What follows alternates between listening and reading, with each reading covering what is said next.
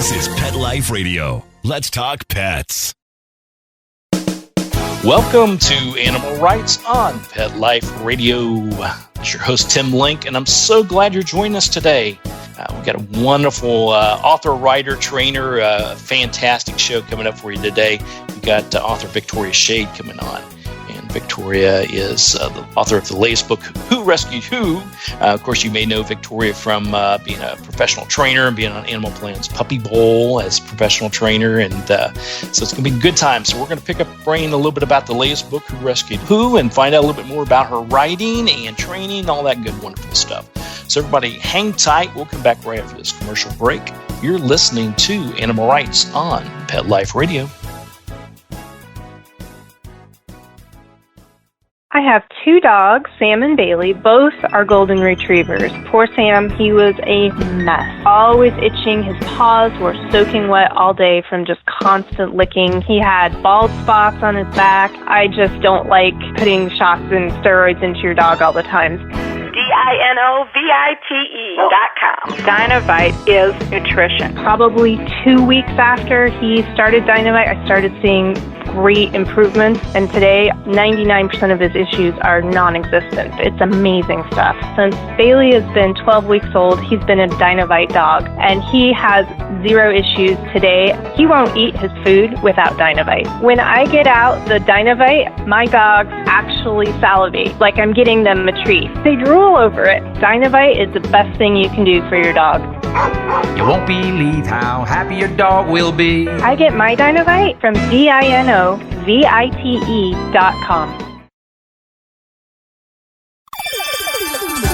Let's Talk Pets on PetLifeRadio.com. Welcome back to Animal Rights on Pet Life Radio. Joining me now is author extraordinaire and professional trainer, Animal Planet Puppy Bowl extraordinaire, Victoria Schade. Victoria, welcome to the show. Hi, Tim. Thank you so much for having me. Oh, it's our pleasure. It's our pleasure. And the latest, you got the new book out, the new novel coming out, Who Rescued Who? So tell us a little bit about the book and what we can expect without giving away all the good stuff. Oh, you know it. Well, it's kind of a fish out of water story. So it's about a young woman who loses her job in a pretty spectacular and embarrassing fashion. And at about the same time she's kind of licking her wounds about losing that job, she discovers that she has family she didn't know about in England. And not only that, she's got an inheritance there. So she decides she's going to take a quick trip over to settle everything up. And while she's there, she literally stumbles upon this needy little puppy. And she discovers also that her aunt and uncle, the relatives she didn't know about, they have needs of their own. So this quick trip is suddenly anything but. And then you add in a handsome British guy with a sexy accent, and you have Who Rescued Who. Those British guys with their dang sexy accents. How in the world can't resist. I know. So tell us a little bit about the backdrop and some of the characters, because we have the main character. We also have the puppy is coming into play. What can we expect from them as well? So the main character is named Elizabeth Barnes, and the puppy she discovers is called Georgina. And like all of my books, there's always a story behind the naming of the dogs, but I'll let the readers discover that. We have her aunt and uncle, Rowan and Trudy. And then this is all set in England. It's a fictitious town called Fargrove, England, that I've heard people want to move to after reading about it because it's very charming. So yeah, the town is populated by really pretty amazing people, I think. So it's just this character, Elizabeth, who's very closed off, by the way. She's very into her social media, and she lives this life online that is completely different from her real life. And while she's in England, the fish out of water aspect is not just this culture shock, but also her phone doesn't work. So she goes from being completely dependent on her social media to not having access to it. So it's this huge shock to the system for her that she has to learn to navigate. Yeah, and it's a major shift because not only does she have the relatives now to take care of, she got this new puppy, but you've got the new culture, you got like you said, the new lifestyle that's coming into play. Which eventually there's adjustments there, but at first it was really hard for Elizabeth Barnes to adjust to all these things. Yeah, 100%, because she's closed off. She's used to living this very glamorous and fabulous life online, but she doesn't have the skills really to connect to other people, and not just people, to other dogs or to animals at all, really, because it's not just dogs in this book. We've got some cats, we've got some sheep, very sassy sheep. And she has to figure out how to navigate all of these creatures, human and animal, and figure out where she fits in this environment.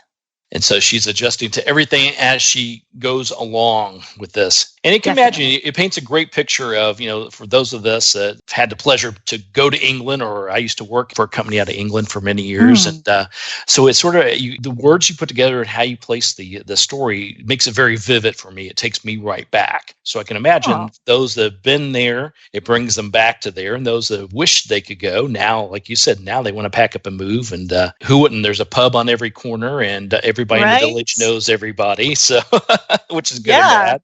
Totally. And that's actually part of the story too, is that there's this idea that, I know your business, you look familiar, I recognize your nose. Like, people recognize her familial nose. That's how close-knit this community is. So, and it's all partially based on my time in England. I spent a semester there, which was just such a highlight of my life, and fell in love at that stage. Became a complete Anglophile, love everything about it. Have been back several times since. So this book is my love letter to dogs, and also my love letter to England. There you go. Well, I know my friends and colleagues in England, it's sort of an ongoing story. Those of us that are here in the States, we want to move to England and have the accent. And they want to move here because there's so much to do and see, and they don't care about our accent, of course. And the weather. Can you do an English accent? No, I'm not even going to try. It's always funny to hear them. I used to have as a side note, had a colleague of mine, and his best American accent was trying to act like John Wayne. That was his, why you oughta, and I'm like, oh my. I hope we don't talk like that. No, it was not good. It was it was good after a few pints. Then it was really good. So it worked out right. So when putting together, let's talk a little bit about the book itself and some of your other writing. What departures or what familiarities should we see? Your fans that are picking up this book, are there common threads that they're like, yeah, that's Victoria? Or is it more of this is a total departure from some of the other things? It's both. That's such a good question. So my first novel, Life on the Leash, focused on a dog trainer, and everyone assumed she was me because I'm a dog trainer, but she wasn't. I always joke that she's a much better dog trainer than I am, and she's much nicer than I am. So the elements of dog training were really, really strong in that first novel, whereas this one, they're definitely there. Her Aunt Trudy is a very gifted dog trainer, but it's not a central theme. But I think the commonality between the two books is the way that I characterize dogs. Spending my life working with them 20 years, I feel like I have some special insights into not only the canine brain, but how they express themselves. And I hope that comes to life on the page. Absolutely. Now, what about the brains of cats and sheep in this book?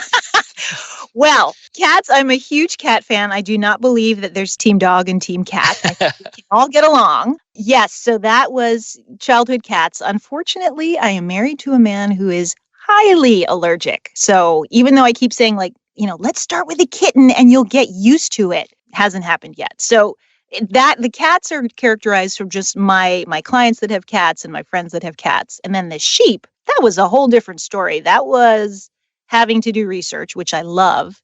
I was lucky enough to connect with a smallholder in England, and smallholders are farmers that have not a full farm, more like a parsley farm, and parcel, not parsley.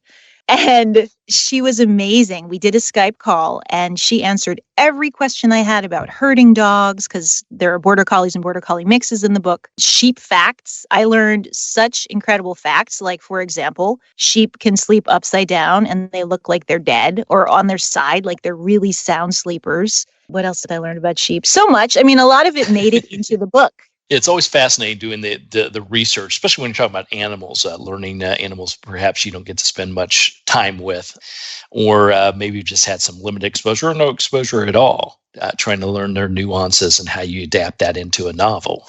Right. Like ear position on sheep. We all know that dogs and cats' ear position means something. I had no clue that the same goes for sheep. Where they're pointing is indicating their mood. So yeah, it's fascinating. And it's one of the joys, I think, of writing is not only putting the words on the page, but also doing the research that informs you and really brings people into the story. Absolutely. Did a good job with this. Well, we're going to take a quick commercial break, and we'll come back with Victoria Schade, talk to her more about her book, Who Rescued Who? And then we'll talk about a little bit about training and how does a trainer get into writing and all that good stuff in your writing style. So everybody hang tight. We'll come back right after this commercial break. You're listening to Animal Rights on Pet Life Radio. Sit. Stay. We'll be right back after a short pause. Well, 4 to be exact. Hi, this is Tim Link, animal communicator and pet expert and host of Animal Rights on Pet Life Radio. Have you ever wanted to know what your pet is really thinking? Do you want to find out if they truly understand what you're trying to tell them? Ever wish you could build a better understanding and closer relationship with your pet? Well, now you can. Learning to communicate with animals is a 4-part on-demand workshop. In the workshop, you'll learn the essential techniques that are necessary to communicate with animals, including what is animal communication, breathing correctly to achieve the perfect state to communicate with your animals at a deeper level, using guided meditation exercises and method to communicate with animals, and how to send and receive information from your animals. So if you're wanting to learn how to communicate and connect with your animals at a deeper level, visit PetLifeRadio.com/workshop and purchase and download Learning to Communicate with Animals. You'll be glad you did.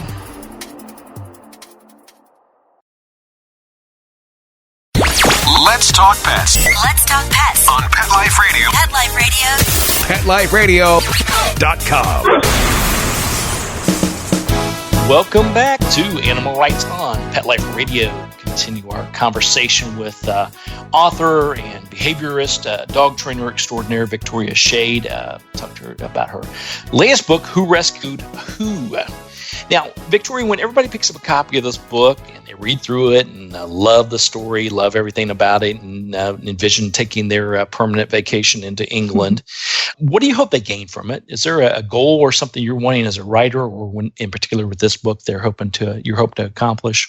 Yeah, there's a couple. I think number one, just recognize how powerful the relationship is between dog and human. I think sometimes we forget how magical that relationship is and how transformative it is. And that's really the core of what happens between Elizabeth and Georgina. So there's that. And then another big issue is hang up the phone. Stop thinking about getting the shot. Live in the moment, and hey, listen, I'm as guilty as the next person. I love my social media. I'm addicted, but I really think it's important that we take a step back from that and just, especially like the examples that we're setting for younger people. They don't pick their heads up from their phones, and it really breaks my heart. Like when I take my dogs for a walk on a sunny day and I don't see kids outside, the first thing I think is, oh God, they're inside on their phone. So yes, hang up the phone, go experience nature, love people, all that good stuff. Absolutely. Yeah, I will say that, and I hope you agree with me on this as a professional trainer.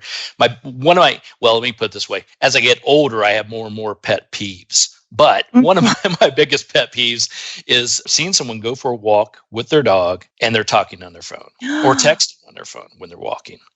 Tim. You're speaking my language. It drives me bonkers. Like, this is your opportunity. Like you said, your dog's there to teach you to live in the moment, enjoy the nature, stop, smell the roses, greet your neighbor, take in all the senses. And, that's your bonding time, whether it's a 5-minute walk or a long, journey on a trail. But when I see them on their phones and, texting away or talking, it's, that one's not a good one for me. Totally agree. It's such a missed opportunity, like you said, to bond together. And also from a safety perspective, like slipping into my trainer persona, you've got one sassy squirrel who darts in front and you're not paying attention and you're not holding onto that leash tightly enough and your dog could be gone. Like, you need to focus on your environment when you're out there with your dog. You never know what's going to come around the corner. So there's the bonding relationship aspect, and there's also the training safety aspect you have to worry about. Absolutely. And speaking of, we'll go into a little bit about your training and your experience there. You're absolutely spot on. I can't tell you how many calls I get or emails I get where someone's gone on a trail hike with their dog, and they've done this 1,000 times, but this one time they take their eye off the prize, and the deer runs across the path. Mm-hmm. And there he goes. He's gone. Or like you said, the infamous squirrel that can't be resisted. And being in the moment of not only even if you don't have your phone on, but having your dog on lead and being aware of what's going on, enjoying yourself, but being cognizant of what's going on is very important, I would say. Well, yeah, you are your dog's advocate. So even if it's, as minor as the kids are getting off the bus and they all want to run over and say hi to your dog, you have to be able to just be aware of everything that's happening at all times. And being on your phone does not allow for that. So, yeah. Absolutely. Being present. Real quick story. We had, I have two schnauzers. One's a mini and one's a toy. And we still keep them on lead when we take them to parks. And we take them to various parks just to sort of mix it up and keep them mentally stimulated, keep them wondering which one we're going to go to next. And I remember this one time we just had come back from our walk, getting close to our car, and somebody pulls up. They walk around the side of the car. They open their door and let their goofy golden retriever run out. Now, that dog was running right toward us. And, of course, we don't know the temperament of that dog. We're assuming it's friendly, but we don't know. And my mini, he's not a big fan of anything. We'll just put it that way. Yeah. He's very particular who he likes and what he'll put up with. It's sweet, super sweet dog, but he doesn't want a dog running at him. And meanwhile, my toy is the one she wants to greet everybody. So we saw the dog running toward us, and we yelled at the human companion. And she goes, "Oh, don't worry, he's friendly." And so I said, "Well, you do have to worry. Mine's not." And I've never seen somebody run so fast and turn stark white trying to get their dog. Now, I knew nothing was going to happen, but it was sort of a wake. I was hoping she'd get a wake up call saying, "Hey, not everybody's dog is friendly. Not everybody wants a pouncing dog running at them, knocking them over." Mm-hmm. That happened to us once this past year, actually, on the beach. And a dog came running over, knocked my wife over, fell on her shoulder. Human companion was, said, "Oh, I'm so sorry about that." And we said, "Well, there's leash laws on the beach." She said, "Well, I'm so sorry." Well, needless to say, my wife had a torn rotator cuff from that. So, so follow the laws, follow the rules, keep your dog on lead, but be cognizant of what's going on. That's my social commentary. I am right there with you, but holy moly, that's awful. I'm so sorry that happened. Yeah. Well, these are experiences and great stories. This gives you something as a writer you can write about. So it works out. Right. Let me get my pad and paper. I'm going to file this one away. Absolutely. So then let's talk about training and writing. Now, a lot of trainers, I know a lot of trainers. I'm good friends with a lot of great trainers out there. Most of the stuff that they write about are, nonfiction. How to, how to walk a dog in a leash. How do you protect them from a crazy dog bouncing at them? How does a professional trainer like yourself and a behaviorist sort of shift gears and now write a novel, taking your experience, but yet doing something that's fiction? Well, first, I just want to qualify for all the true behaviorists out there. I am not actually a behaviorist by title. There's a difference. So I am a certified trainer, CPDT-KA, but not a behaviorist per se. And I think it's a really important distinction because to get that designation, you need to go through a lot of extra schooling that I haven't. So, and that's truly, this is probably going off in a direction you weren't anticipating, but it's a pet peeve in the dog training community too, when people claim the title and they haven't done the work to earn it. Mm-hmm. So I'm always very clear that I am just a trainer. Good one, but just a trainer. So, but as for how I balance, it's kind of related. So I wrote 2 nonfiction training books. That was like my start in being published. The first one is Bonding with Your Dog. And the second is, I always get this wrong. It's my own book. It's either Secrets of a Dog Trainer or Dog Trainer Secrets. It's been like 9 years.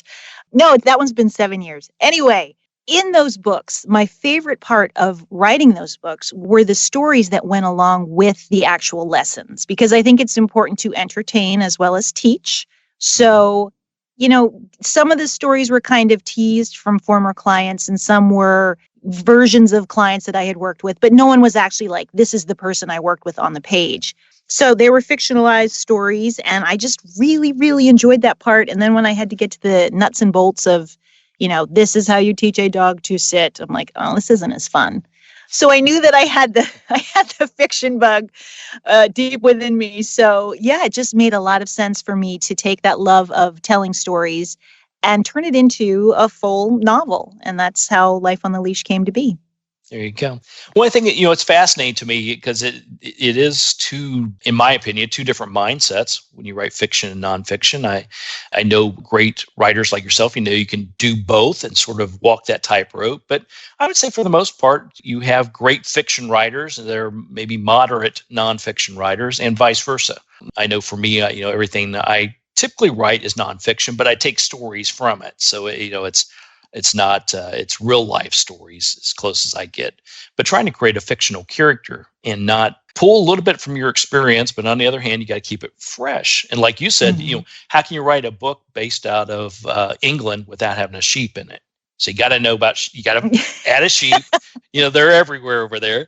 Yes, indeed. And you got to know about them. That's the research part of it.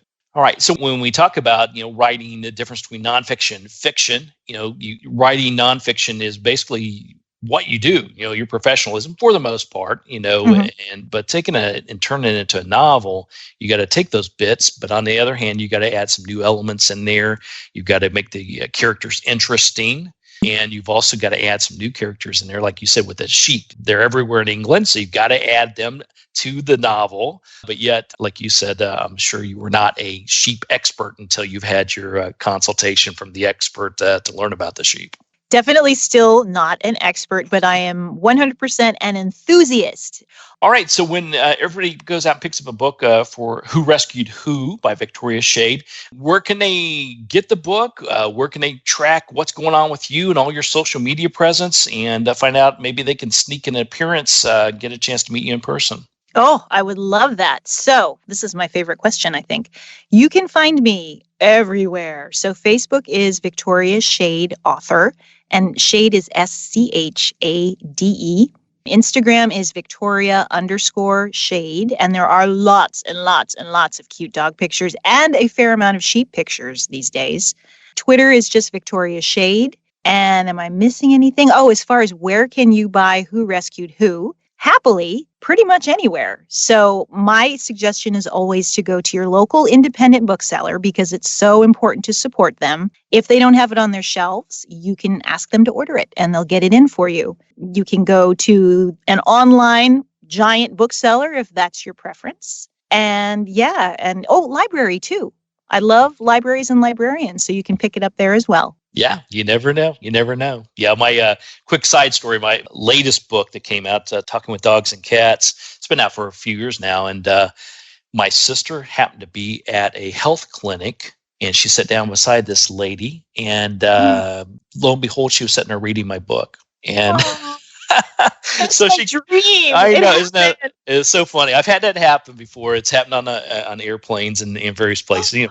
But that's always, and you take a double look, it's like, oh my God. And then of course you have to quiz them and hope to God they say, yeah, I'm really enjoying this. Not, right. This guy has no clue what he's talking about. That would be awkward. It would be.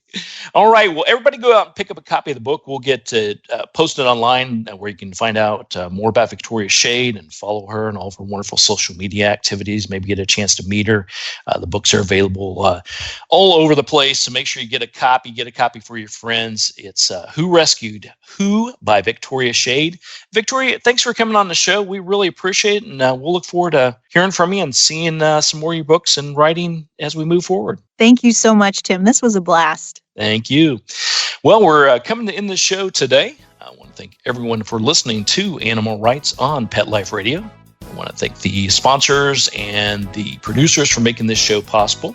If you have any ideas, questions, or comments for me or for the show, please check us out at PetLifeRadio.com, and you can email us there and ask your questions and bring on the people you want to hear from most. And while you're there, check out all the other wonderful shows and hosts that are on Pet Life Radio. That's at PetLifeRadio.com. So until next time, write a great story about the animals in your life. Put it in a book, a blog, a magazine, get it out there. Who knows? Maybe the next guest on animal rights on Pet Life Radio. Have a great day. Let's Talk Pets, every week on demand, only on PetLifeRadio.com.